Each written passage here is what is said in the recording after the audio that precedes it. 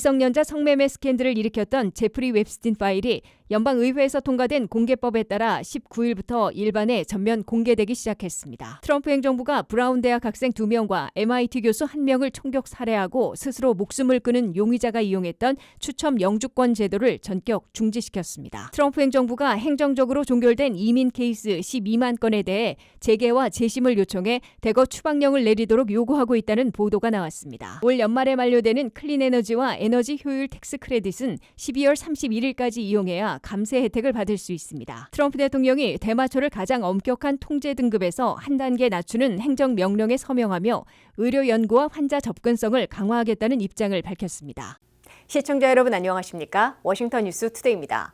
미성년자들과 성매매 스캔들을 일으켰던 제프리 웹스틴 파일이 연방의회에서 통과된 공개법에 따라 19일부터 일반에 전면 공개되기 시작해 앞으로 새로운 사실과 저명 인사 등이 드러나면 어떤 논란과 정치적 파장을 불러올지 긴장이 높아지고 있습니다.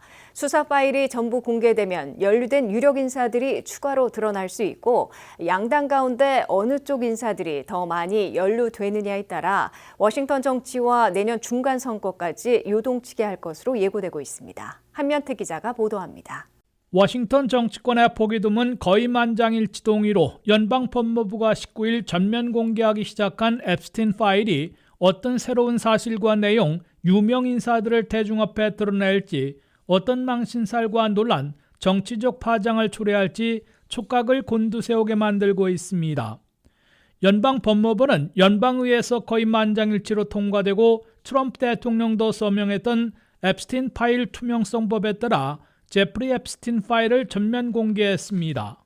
앱스틴 파일의 전면 공개로 일반 대중이 열람하는 과정에서 새로 무엇이 드러나고 어떤 유력 인사들의 난잡한 스캔들이 추가로 밝혀져 도덕적, 법적, 정치적 소용돌이에 휩쓸릴지 미국 정치와 내년 중간 선거에는 어떤 파고를 몰아칠지에 시선이 쏠리고 있습니다. 첫째, 방대한 앱스틴 파일 중에서 FBI가 2019년 피해 여성들을 수사한 내용이 가장 큰 관심을 끌고 있습니다. 피해 여성들의 신원과 노골적인 성추문 내용은 가리고 공개하겠지만 난잡한 성 스캔들의 새로운 주인공들이 추가로 드러날 수 있기 때문입니다. 이 과정에서 트럼프 대통령이나 친분이 있는 인사들 부분을 너무 가리고 공개했다는 논란을 불러일으킬 수 있는 것으로도 보입니다. 둘째, 앱스틴 파일에는 사진과 이메일, 편지, 동영상, 그가 자살했으나 타살 의혹까지 불거졌던 맨하튼 감옥 보안 카메라 영상 등 방대한 자료들이 있어 미 언론들과 단체들, 정치인들, 일반 대중까지 엄격한 조사가 시작된 것으로 간주되고 있습니다. 이는 앱스틴 파일에서 언제 어디서 어떤 내용과 인물이 튀어나올지 예측 불허의 상황이 장기간 지속될 것으로 예고되고 있습니다. 셋째, 앱스틴 성추문 스캔들에 어느 쪽 유력 인사들이 새로 많이 폭로되느냐에 따라 워싱턴 정치와 중간 선거에도 치명타를 가할 수도 있어 파장이 예의주시되고 있습니다. 미성년자들을 소개하며 섹스 파티를 즐긴 것으로 나타난 앱스틴 스캔들에는 이미 빌 클린턴 전 대통령, 마이크로소프트의 빌 게이츠 창업자, 최근에는 레리 서머스 전 하버드대 총장이자 전 재무장관 등 민주당 측 인사들이 폭로되어 있습니다. 심지어 공화당 진영에서도 도널드 트럼프 대통령이 앱스틴 50회 생일 기념책에 나체 그림의 서명까지 한 편지를 보낸 것으로 나타나 강력 부인해 왔는데 새로운 구설수에 오를 위험을 배제하지 못하고 있습니다. 트럼프 대통령과 앱스틴 간의 유착이 명확해지면 그의 도덕성은 물론 당 장악력, 지도력 등이 크게 훼손돼 중대 위기에 내몰릴 것으로 지적되고 있습니다. WKTV 뉴스 한면택입니다. 트럼프 행정부가 브라운 대학 학생 2명과 MIT 교수 1명을 총격 살해하고 스스로 목숨을 끊은 용의자가 이용했던 추첨 영주권 제도를 전격 중지시켰습니다. 이에 따라 한 해 2천만 명 이상 응모해 5만 5천 명에게 영주권을 제공해온 추첨 영주권 수속은 2026년 당첨자들부터 전면 중지됐고 완전 폐지가 추진될 것으로 예고되고 있습니다. 아이빌리그의 명문대들인 브라운 대학에서 남녀 학생 2명을 총격으로 살해하고 이틀 후에는 MIT 교수를 역시 총격으로 사망시킨 용의자가 뉴햄프셔에서 스스로 목숨을 끊은 상태로 발견됐습니다. 수사당국의 추격과 포위 압박에 스스로 생을 마감한 것으로 보이는 이 용의자는 포르투갈 출신으로 무작위 추첨으로 영주권을 제공하는 추첨 영주권에 당첨돼 2017년 그린카드를 받아 미국에 온 것으로 확인됐습니다. 클라우디오 마뉴엘 레브스 발렌테로 나타난 이 용의자는 2000년부터 2001년까지 브라운 대학에서 유학한 적이 있으며 2017년 추첨 영주권에 당첨돼 그린카드를 받고 미국에 온 것으로 국토안보부는 밝혔습니다. 이에 따라 크리스티 노엄 국토안보부 장관은 18일 밤 트럼프 대통령의 지시로 추첨 영주권 제도를 즉각 중지한다고 발표했습니다. 현재 2026년도 당첨자들에 대한 영주권 신청 등록과 수속이 10월부터 시작됐는데 전면 중지된 것으로 보입니다. 2026년도분 추첨 영주권에는 전 세계에서 미국 이민율이 적은 유자격 출신 국가들에서 2천만 명 이상 응모해 무작위 추첨으로 12만 9,500명을 당첨시켰으며 등록과 심사를 거쳐 5만 5천 명의 당첨자와 그 부양 가족들에게 그린카드를 제공할 예정이었습니다. 2026년도 추첨 영주권에서 가장 많은 당첨자를 낸 국가들을 보면 아프리카에서 알제리아 5,400여 명, 수단 5,200여 명, 케냐 4,000명, 모로코 3,700명, 에티오피아 3,300명으로 나타났습니다. 아시아에선 아프간이 4,200명, 이란 4,100명, 네팔 4,000명, 예멘 2,500명으로 집계됐습니다. 트럼프 대통령은 줄곧 추첨 영주권을 완전 폐지해야 한다는 입장이었기 때문에 이번 사태를 계기로 완전 폐지를 추진할 것으로 예고되고 있습니다. 그러나 추첨 영주권을 완전 폐지하려면 이민법을 개정해야 하기 때문에 의회의 승인이 필요한데 전반적인 이민개혁의 일환으로 합법 이민제도를 개편하면서 추첨 영주권을 폐지하려 할 것으로 예상되고 있습니다. 트럼프 대통령은 1기 임기 때에 추첨 영주권을 완전 폐지하고 가족 이민을 절반 이하로 축소하는 내용의 합법 이민제도 개편을 추진한 바 있습니다. 트럼프 대통령은 현재 2기 임기 동안 우선 이민 심사를 획기적으로 강화한 후에 합법 이민제도의 일대 개편을 새해에는 모색할 것으로 예상되고 있습니다. 트럼프 행정부가 행정적으로 종결된 이민 케이스 12만 건에 대해 재개와 재심을 요청해 추방령을 내리도록 요구하고 있다고 NBC 뉴스가 보도했습니다. 또한 이민 법원에 재심을 요청한 12만 건 가운데 절반 이상은 10년 이상 거주자로 나타났다고 전했습니다. 한면태 기자의 보도입니다.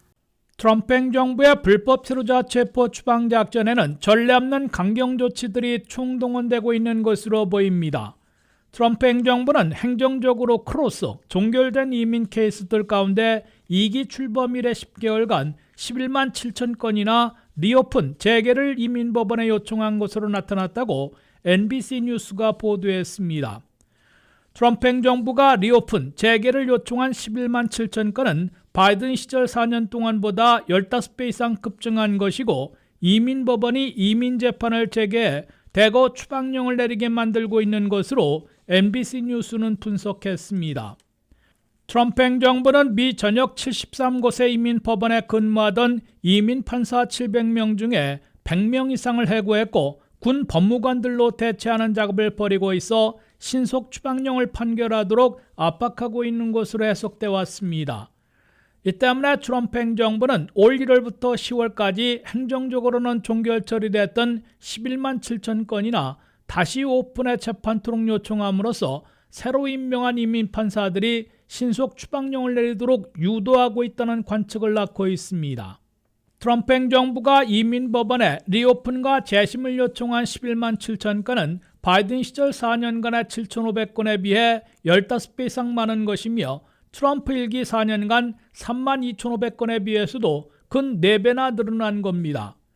이민법원에 다시 오픈돼 판결을 받는 이민 케이스들 가운데 10년 이상 거주자들이 6만 2,600여 명으로 과반을 넘고 있고 10년 이하가 4만 8천 명으로 더 적은 것으로 NBC 뉴스는 집계했습니다.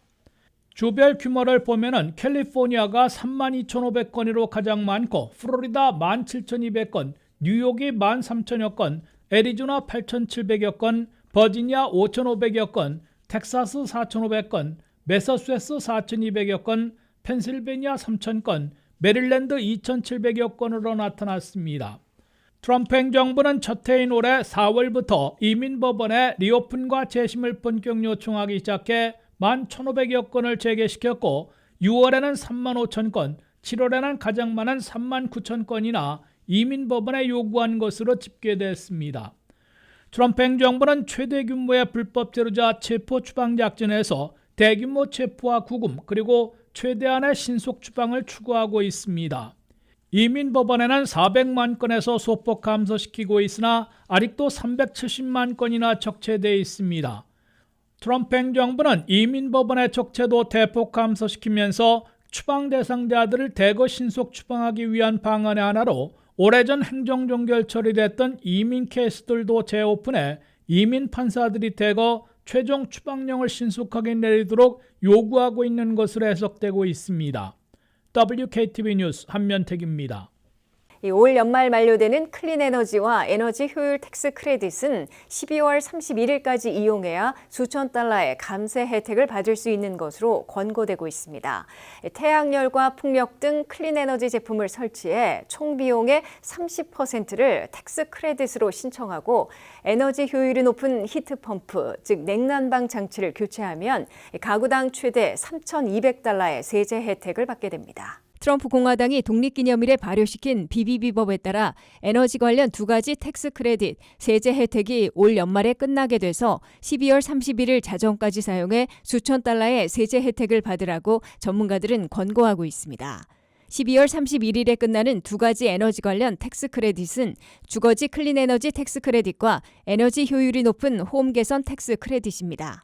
이 두 가지 텍스 크레딧을 이용하려면 12월 31일 자정 이전에 해당되는 제품을 설치하고 가동해야 하며 대금 지불을 완료한 영수증을 받아놓고 있어야 합니다.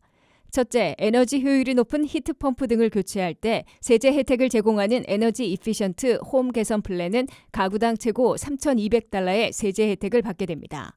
3,200달러 가운데 새로운 냉난방 장치인 히트펌프로 교체하거나 유기물을 태워 열을 사용하는 스토브, 보일러 등을 사서 설치하면 2,000달러의 텍스 크레딧을 받게 됩니다.